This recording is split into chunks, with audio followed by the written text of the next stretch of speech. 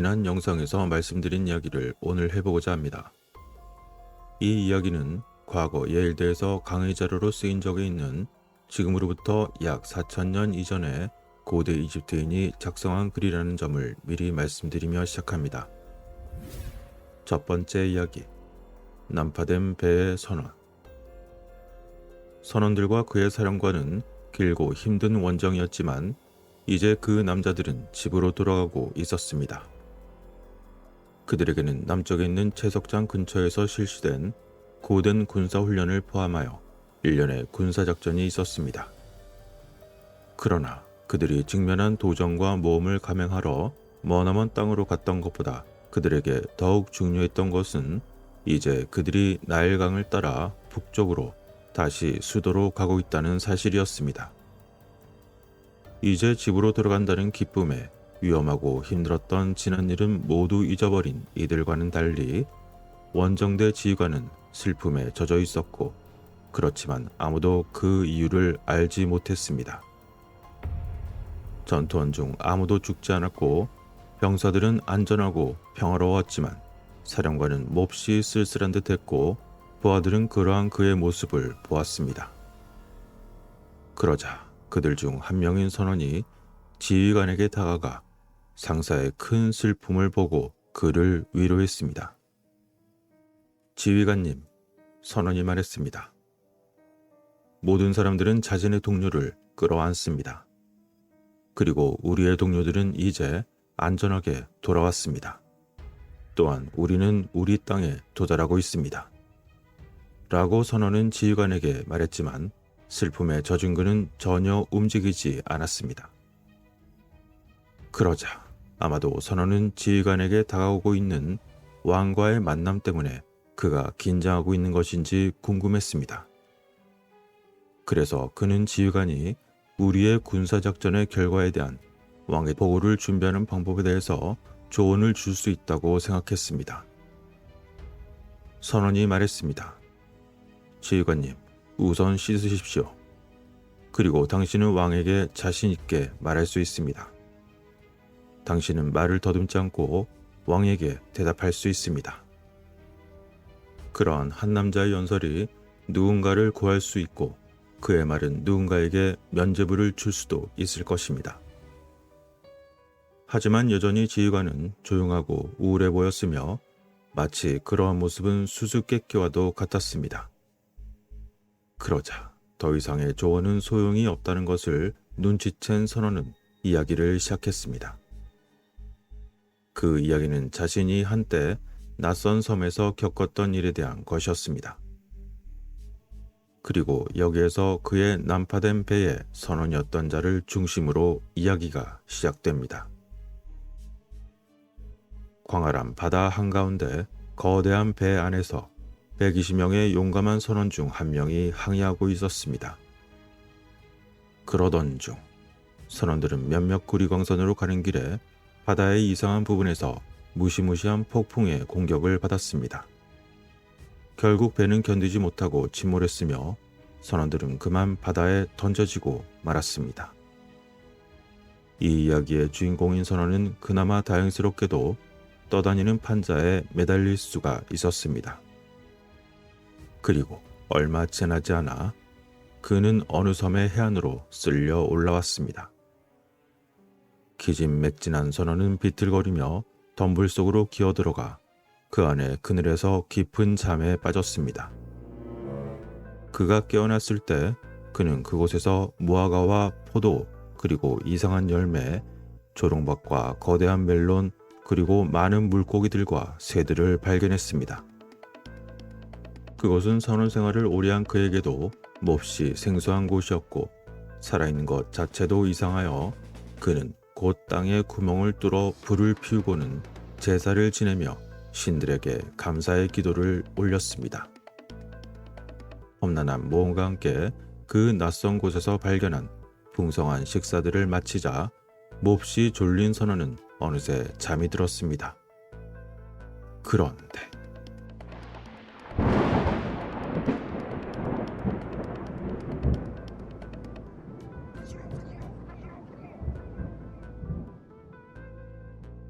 갑자기 하늘이 무너지는 듯한 천둥 소리에 놀란 그는 곧바로 잠에서 깨어났습니다.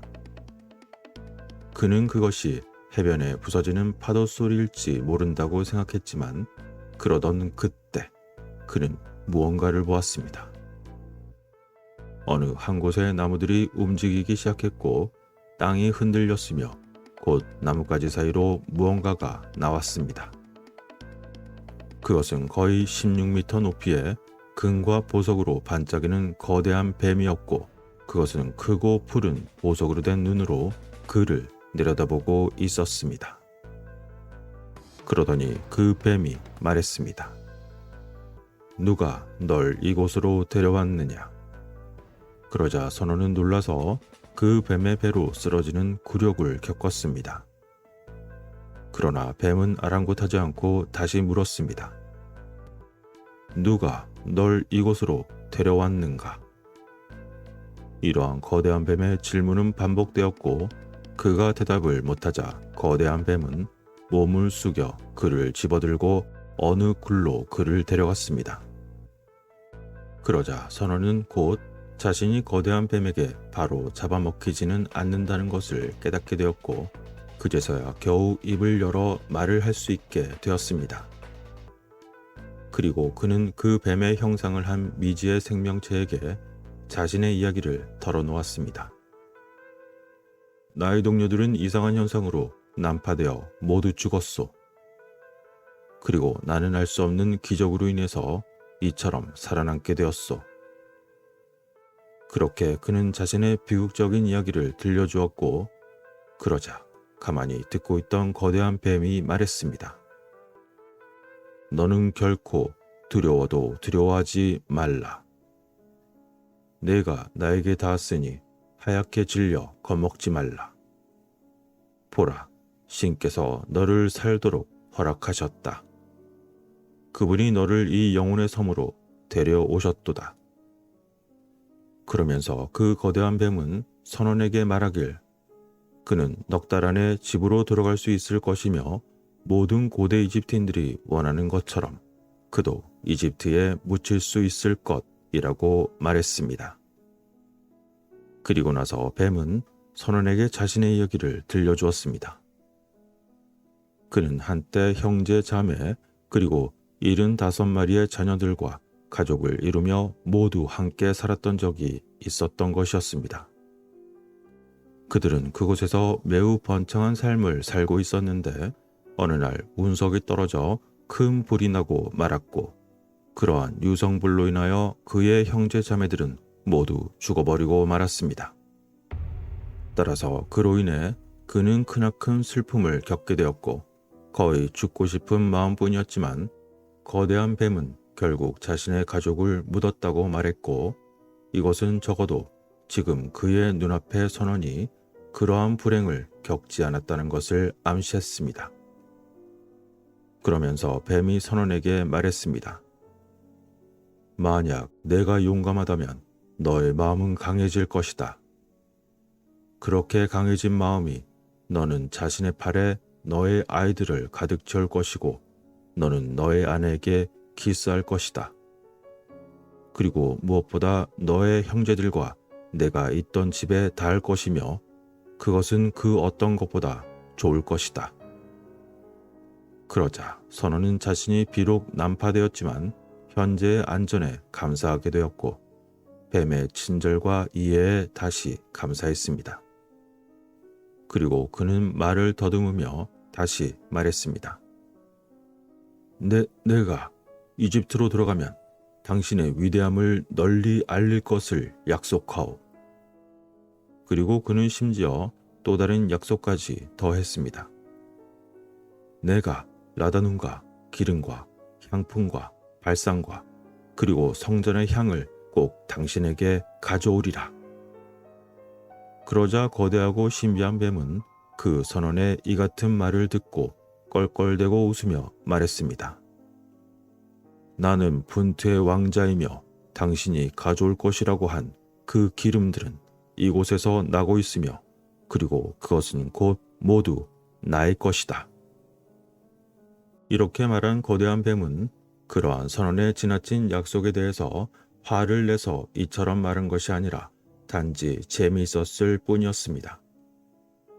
그리고 때가 되자 뱀은 몰약과 기름, 라우다눔, 향신료, 계피, 방향제, 아이 페인팅, 기린꼬리, 큰향 케이크, 상아 엄니, 사냥개, 유인원, 그리고 개코 원숭이 및 모든 고급 제품을 배에 실어주었습니다.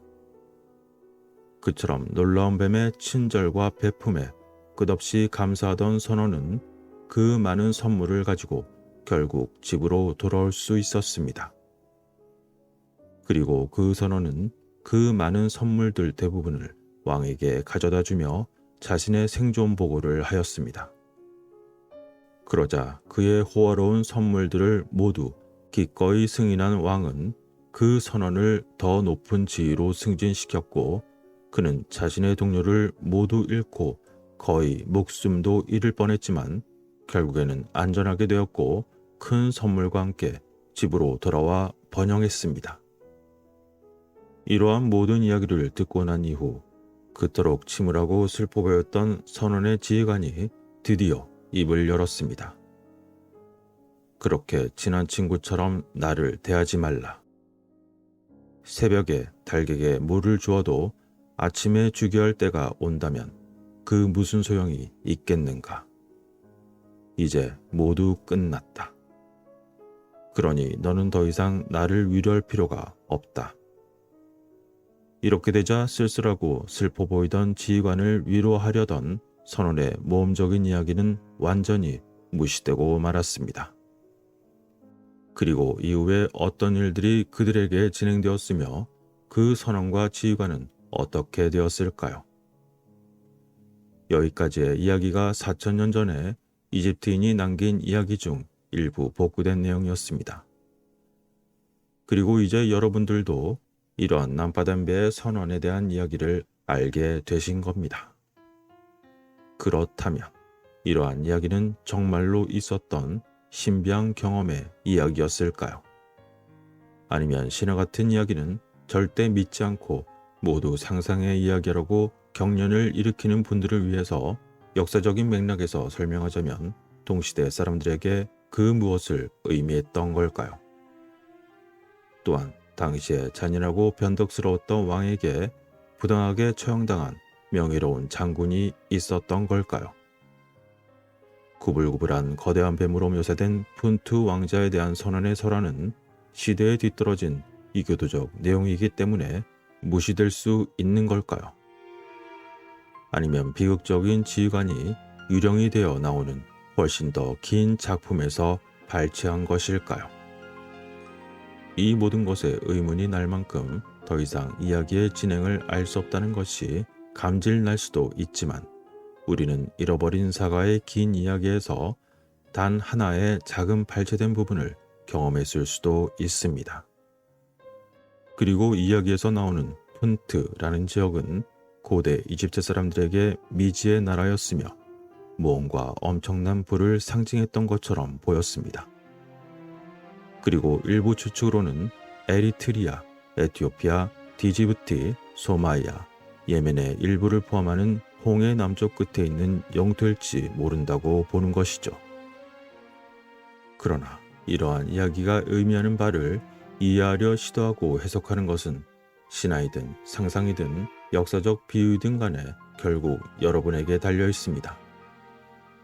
하지만 현실만 믿는 분들을 위해서 몇 가지 직접적인 역사적 분석에 따른 정보를 이용하여 간단한 해석을 말씀드리자면 다음과 같습니다. 이집트 역사의 제1중간기는 평화롭거나 질서 정연한 시기가 아니었습니다. 고대 이집트인들이 알고 있었던 가장 좋은 방법은 바로 독재였습니다. 고대 이집트의 역사가 진행되는 동안 무덤과 사원에서 발견되는 작업자들의 해골은 근육 파열, 관절염, 뼈 부러짐, 탈장, 그리고 문자 그대로 죽음에 이르는 여러 징후를 보여줍니다.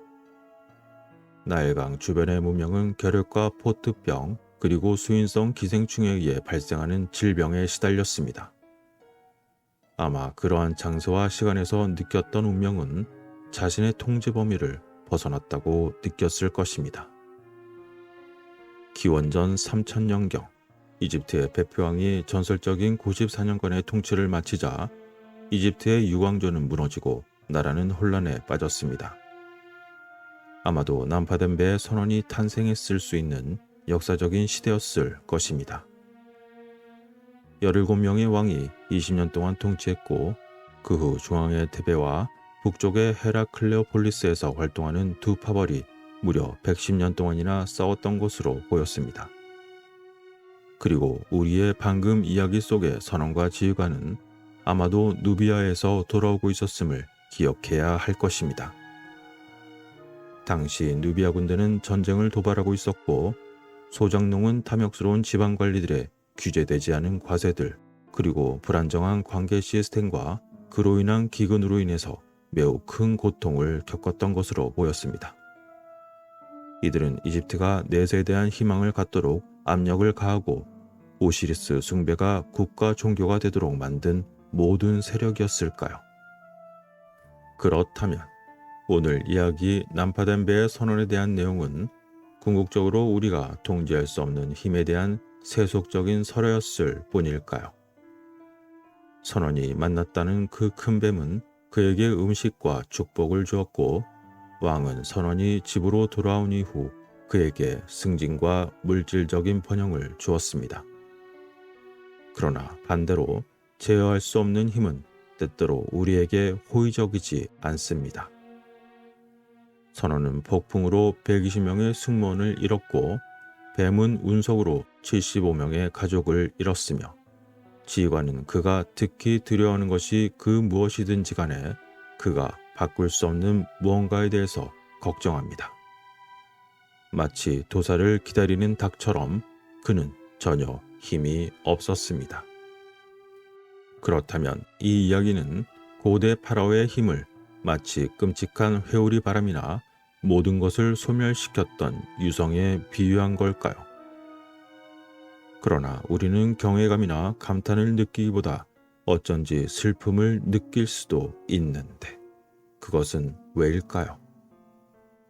강력한 것들이 폭풍이든 소행성이든 폭군이든 간에 당시 그들의 친구와 가족 그리고 형제자매와 아이들을 죽였습니다. 그리고 이번 이야기의 끝에서 언급되는 사령관의 불가사의해 보이는 그 공포는 어쩌면 폭력적인 독재자의 예측 불가능성에 대한 공포였던 것일까요? 독재자는 자연재해만큼 빠르게 자신의 백성을 해칠 수 있다는 것을 현대 주변 국가만 보아도 쉽게 알 수 있습니다. 수천 년의 세월을 거쳐 이 통치자 또는 저 통치자의 통치를 기념하거나 또는 전투에서 이 파라오의 승리를 선포하거나 파라오와 어떤 신성한 존재의 결합을 선포하는 수천 개의 비문들 가운데 오늘 들려드린 난파된 배의 선언에 대한 이야기와 함께 그가 만난 거대한 뱀에 대한 이야기는 오래전 과거 우리의 삶이 어땠는지 보는데 작은 도움이 될지도 모릅니다. 여러분의 생각은 어떠신가요? 오늘의 내용도 재미없어 관심을 끌지 못해 조회수가 메롱이 되려나요? 그렇게 되지 않길 바라며 어쨌건 다음 영상에서 뵙겠습니다.